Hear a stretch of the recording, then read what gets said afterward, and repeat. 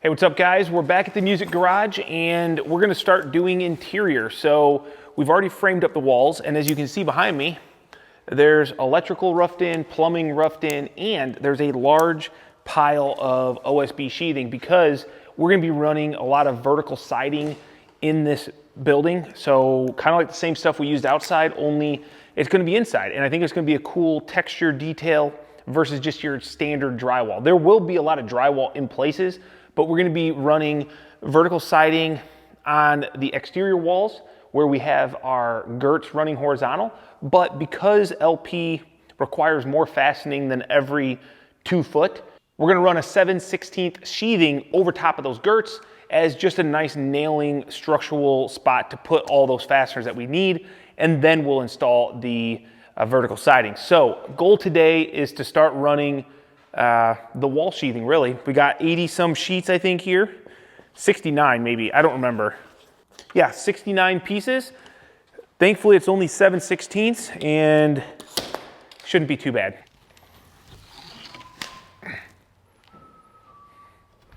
I wanted to know if I could do this and then you could slide it right up. Oh, maybe.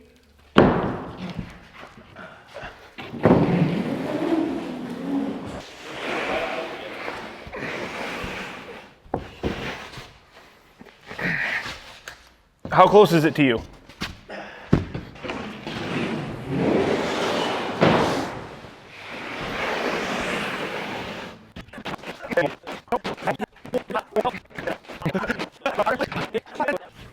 All right, first of 69, Greg.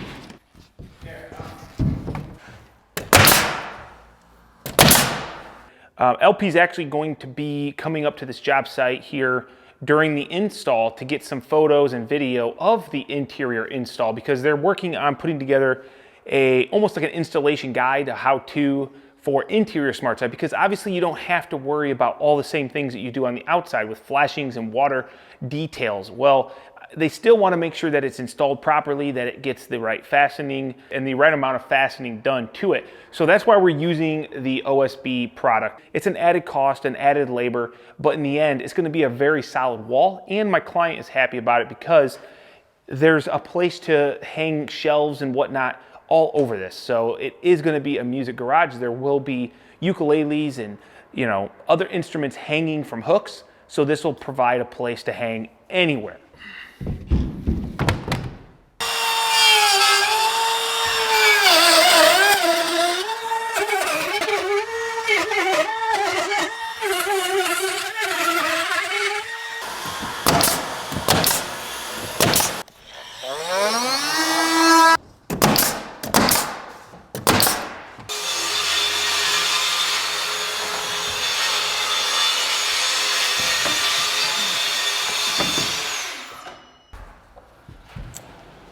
Oh, that might have been too much. If I bring it back a little? You do it. Mitch. Oh. Yeah.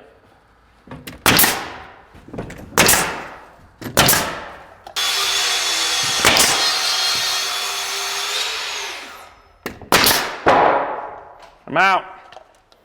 Reloading.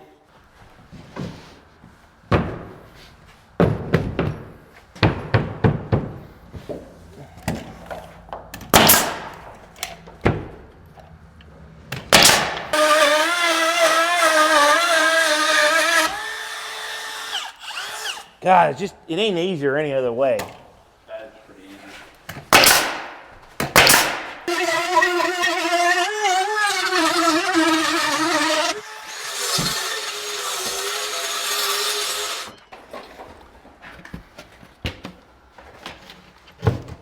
You know what they say, Greg?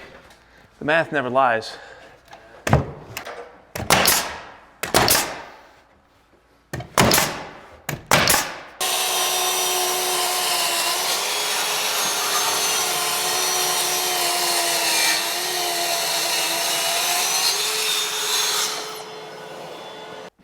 Oh, that'll work. Cool.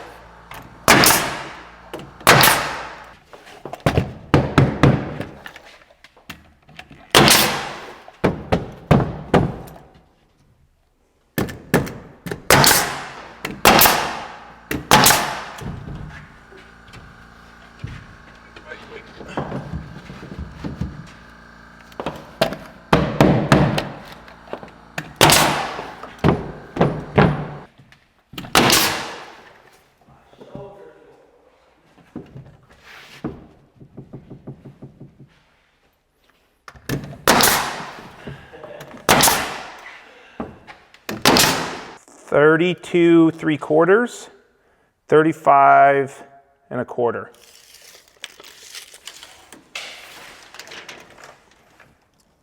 $52 3/8, 56 1/4.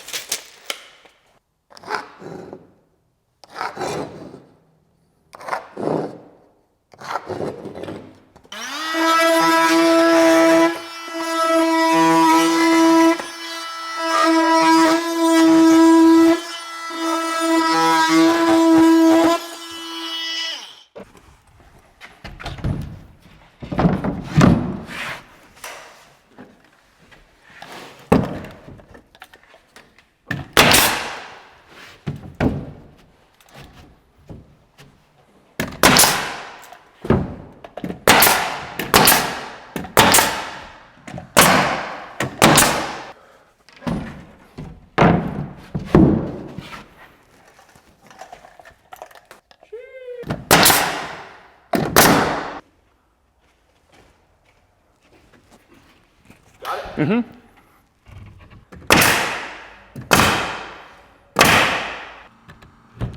There, cool, cool. All right, easy peasy.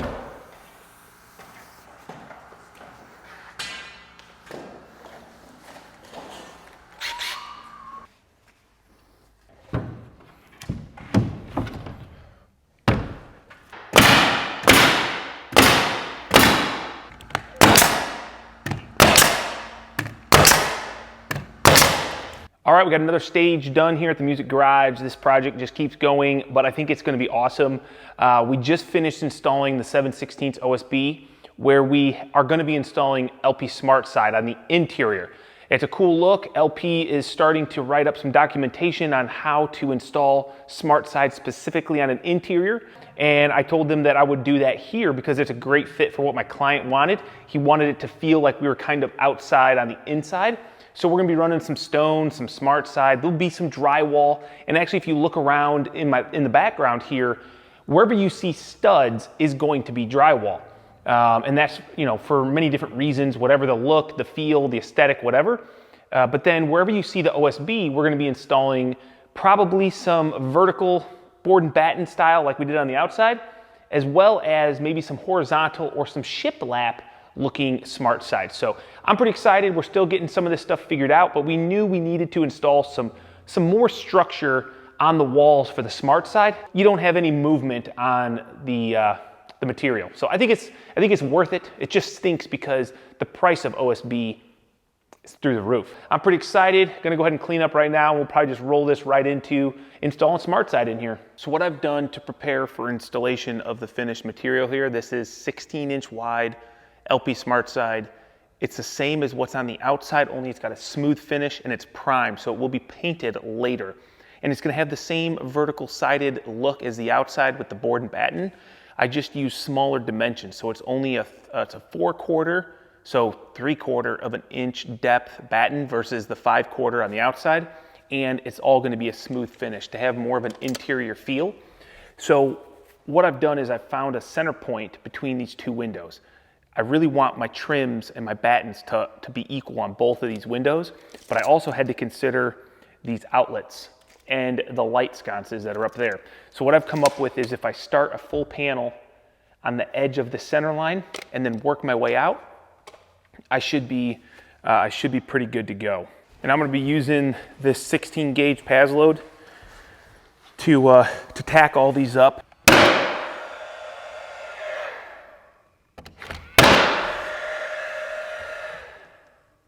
Laser makes it super easy.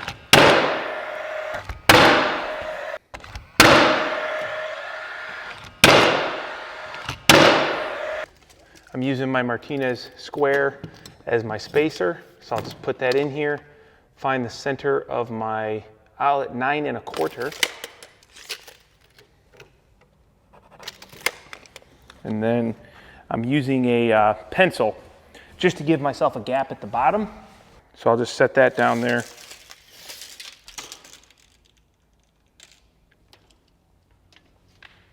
I'm gonna say 74 5/8.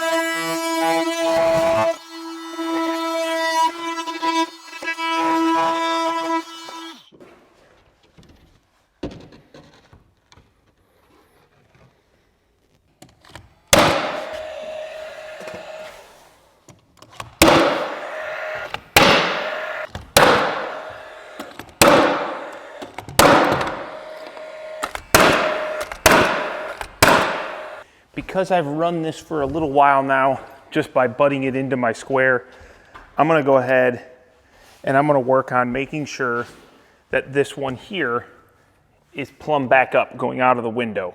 And you'll notice I haven't ran these top pieces because I'll just fit them in after the fact, knowing that this one is gonna be right where I want it.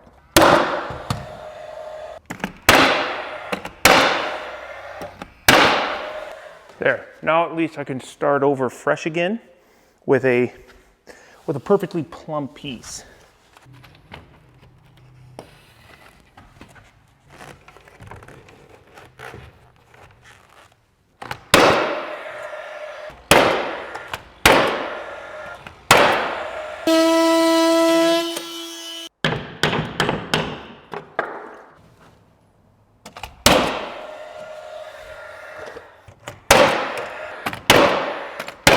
If you didn't notice, I got an outlet box cut out of this piece because I messed up. Luckily, it worked out. I just put it into the window, and I'm gonna cut that out here very shortly.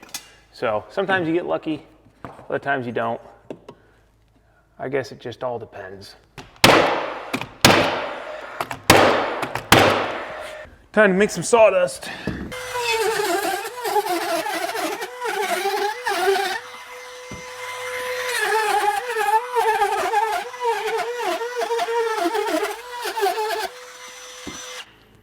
It just doesn't get any easier than that. Yeah, it's really loud. Makes some dust, but it's just a perfect opening without much effort at all.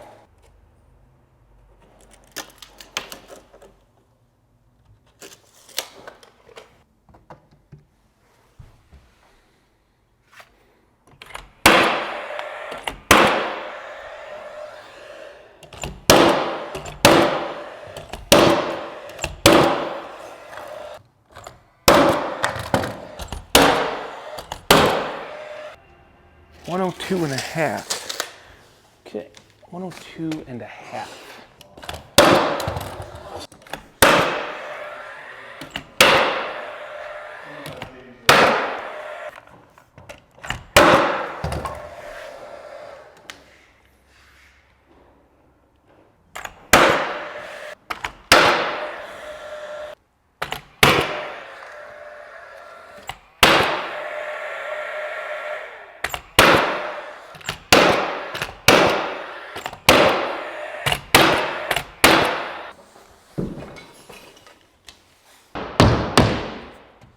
Okay, that nail right there is to make sure that my sheet lines up where I want it to, but also I'm gonna go down there and put my laser up so I can start this piece perfectly plumb. The layout isn't exactly like I would like it. I would be nice if this was a little bit further over and a bigger piece, but it just ain't gonna happen, so that's what it is.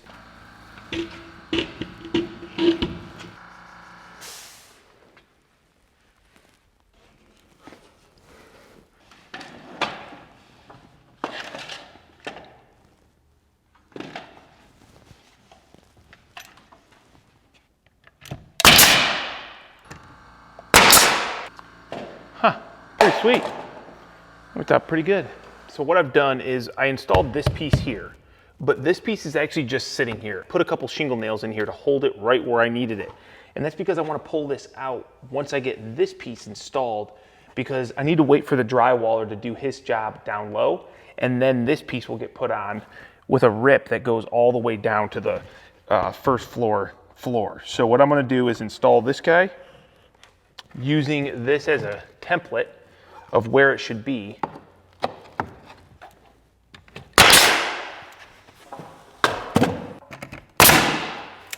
So now that I have this piece installed, what I can do is just take this one out, and I'll fill it in with a full piece when the time comes. So I just wrapped up getting all of the vertical siding on. I do actually have a couple pieces left, but I gotta wait till the drywall's done for those to go up. So what I'm gonna start doing now is getting my windows trimmed out. So what I've gotta do is, you'll notice behind me here, this window, I've got to build out a jamb extension, and then I'm gonna put a casing around it. Now, something I also have to consider with these windows is that they're up near the top of the ceiling line, where I'm going to have like a band board going around the entire perimeter, and then that is what my battens will be ending up dying into. So what I'm gonna do is I'm gonna build a jamb extension box. I'm gonna case it all as one piece, and this top casing, I'm gonna figure out where my band board is gonna die in, and I'll make it the same size so that it will die into the casing of my window, not go through, and then the top will have to be cut weird. So it's just gonna be a solid line, and the painter can do whatever they wanna do with it. So that's what I'm gonna do. So the first thing I gotta do is cut down my jambs, and we're gonna be doing Smartside on all of this. So I've got 4/4 board, and that's what we're gonna use for our window jamb extensions as well as our casing. Okay, that's right where I want it. So we're just gonna put this bump stop right here. So now I can get all my cuts repetitiously.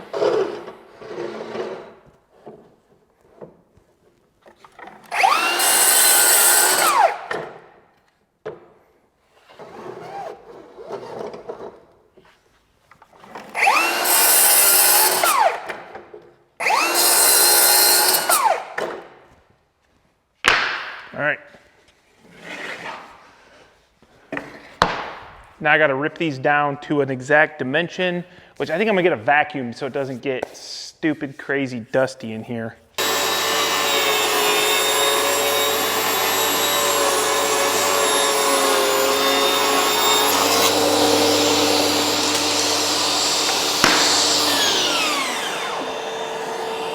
Check this out, that's pretty cool. All that static electricity, look at the dust, the way it's just reaching out, trying to join the dust on this side from the static electricity. I guess note to self, your vacuum hose should probably have the same end as the tool you're connecting it to, so all this stuff doesn't escape out. I bet you this did a pretty good job. Well, it did do a pretty good job. There's not a lot of fines floating around in the air. There's the pack out vac, but it probably needs to have the same size opening so it doesn't all go out the around the hose, you know what I'm saying? Oh well. Got those jambs ripped. Now I can go ahead and put them together. I love using the Kreg Jig just because it's almost too easy, and it's perfect for joining these things together. So what I'm gonna do is just go ahead and put some Kreg Jig holes in here.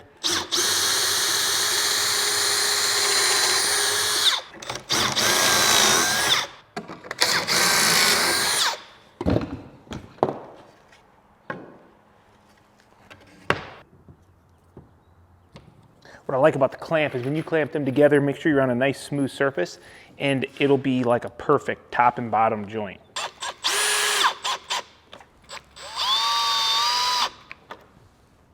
And don't overdrive your screws. It was very dense, but you don't want to strip out your screw. Remember, this glue is going to be doing a lot of the work.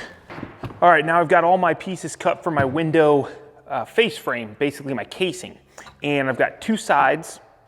They've got pocket holes on one end. So what we're gonna do is I'm gonna trim these out just like I trimmed the exterior, where the bottom is the inside, the sides extend out past the bottom, and then the top extends over the sides. So it's kind of like the theory of overlapping, making sure that water is running downhill. I understand we're inside, but once it's painted, it's gonna look good, and this is just the process, so I'm just gonna stick with it. We're gonna still glue them. Ooh, that was a little too much. Caught it. Yikes. Go ahead and clamp these, making sure I'm out of the way of my pocket holes.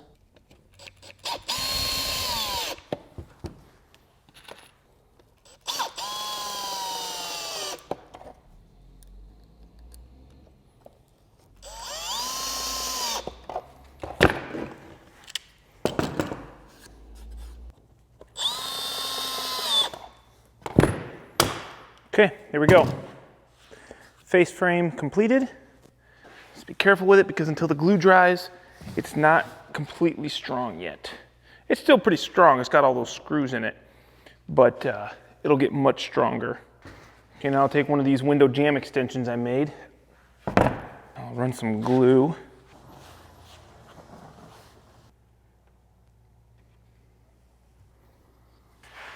What I'm gonna do is start on one side. I'm looking for like a 1/4 inch reveal.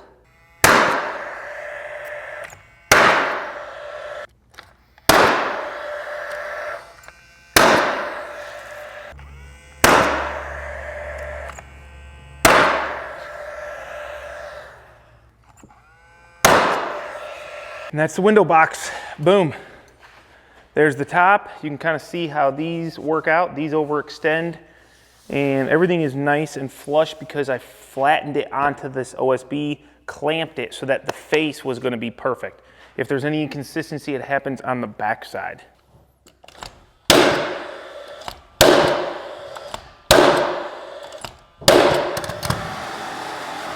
So I'm using a nice 1/4 inch shim to keep this base trim up off the subfloor, because this is going to get a carpet, and so that carpet can, the tack strip can go down, and the carpet can kind of get tucked in here. So I always do that whenever I'm trimming when it's going to be getting carpet.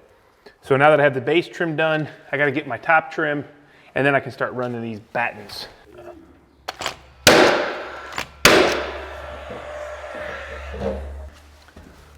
Still like it over there? It probably opened up a hair, didn't it? Yeah, I mean, nothing paint can cover. Well, you know what they say? Paint, Caulk and paint. caulk and paint make a carpenter what he ain't. Yeah.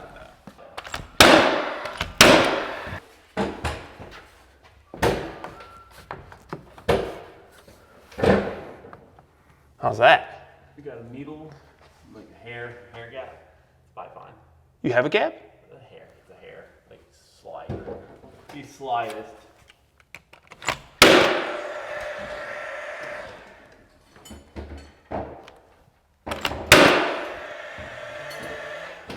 That looks like $1 trillion. A million trillion things that are rather do. Then that'd be all you. All right, so now that we have the top band board and this bottom base trim on, what I'm gonna do is take the Stabilo laser, and this is probably the easiest way to do this, I think, and I'm just gonna measure right up the center line. 7'5" and 15/16, Greg.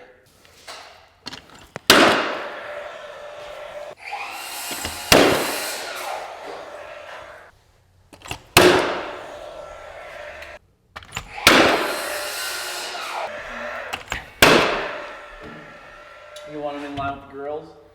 Yeah, just as long as, yeah, sure. And like probably the middles.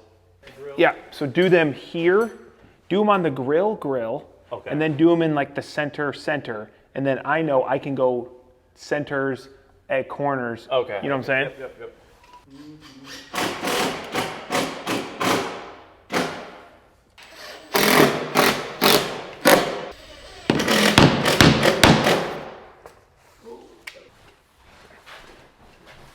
I guess let's see how you did, man.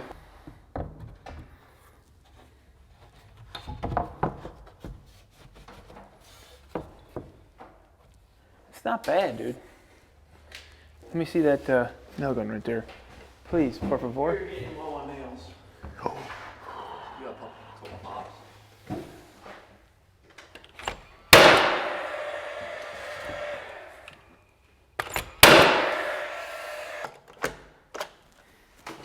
I just ran out.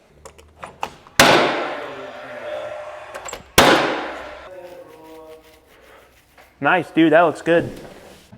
Dang, Greg, these are looking really good.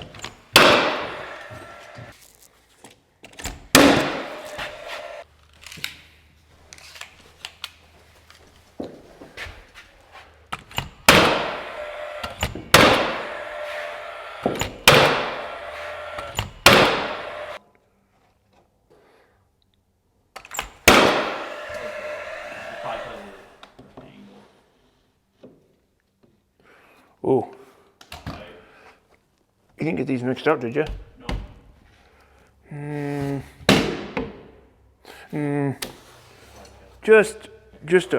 Just a little. Let's see if this one's tight. That one should be good. Huh, okay. Because it angles. Why is it angle? Because your window's not. What? Your window's not level. The window's perfect. I mean, not level. How do you know? Based off a bat.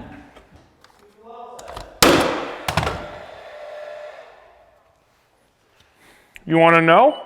Yeah. What do you think about that? Huh? Huh, Greg? What do you want me to do now? Measurements.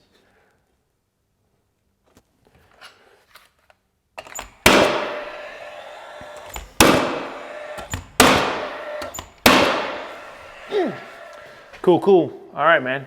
So we got these guys. Let's bust out these last ones, and that's it. How's that look? Looks better painted. You don't think it looks good like that?